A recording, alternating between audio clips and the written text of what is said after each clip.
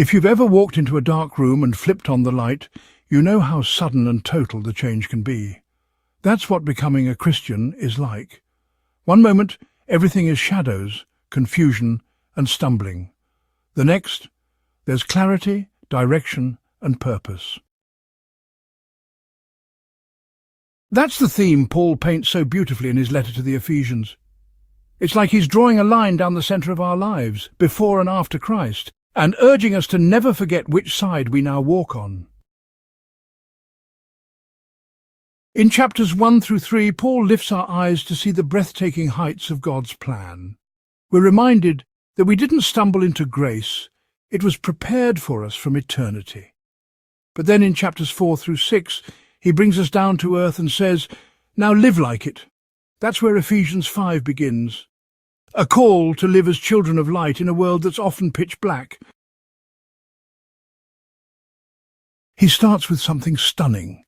Be imitators of God, as beloved children. Imagine that. Not just obey God, not just follow him, imitate him, like a little boy stepping into his dad's shoes, wobbling down the hallway, or like a little girl pretending to preach to her stuffed animals after watching her mom teach a Bible class. Kids copy what they admire, and we're God's kids. So, what does he want us to imitate? Love, not the mushy TV show kind of love, but the kind that lays itself down, the kind that walks every step in kindness even when it hurts. Paul points us to Christ as the perfect example. Jesus didn't just say he loved us, he showed it in sweat, blood and sacrifice. His entire life was a fragrant offering to God, like incense rising from the temple, sweet, pleasing, complete.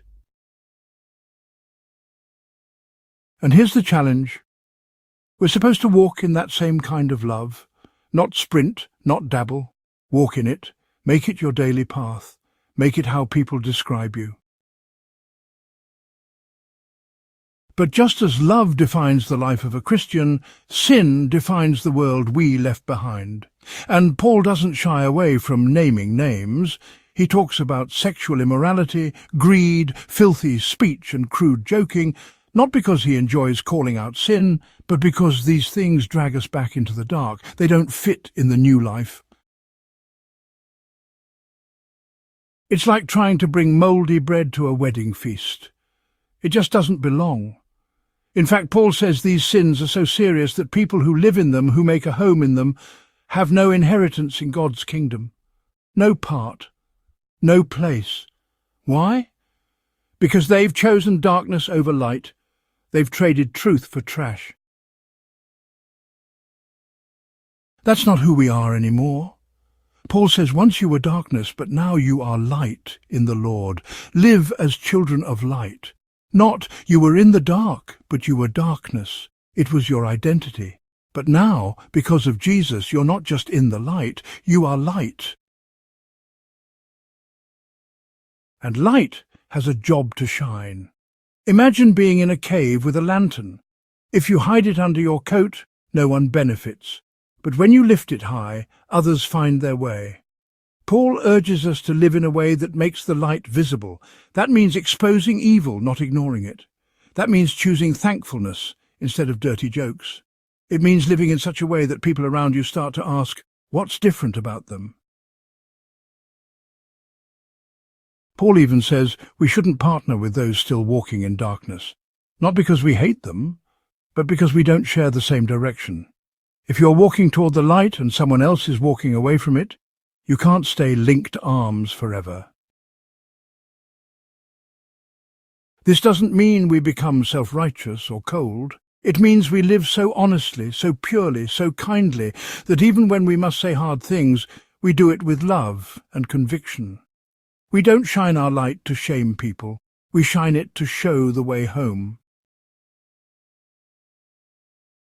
And here's a powerful truth. When people are exposed to the light, some of them become light. Paul writes that what is made visible becomes light.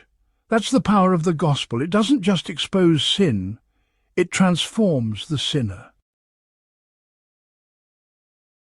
That's why he closes with what might have been an early Christian hymn, "Awake, O sleeper, and arise from the dead, and Christ will shine on you." What an invitation! What a rescue mission! The world is full of people sleepwalking through life, alive on the outside but dead within. Christ's light has the power to wake them up, but only if we're shining. So let's ask ourselves, are we walking in love? Are we walking in the light? Are we choosing holiness, not just on Sunday mornings, but in what we watch, what we say, how we treat others? The change Jesus brings isn't minor. It's not a paint job over the same broken walls. It's a total renovation, a resurrection, really. Once we were darkness, but now we are light. Let's walk like it.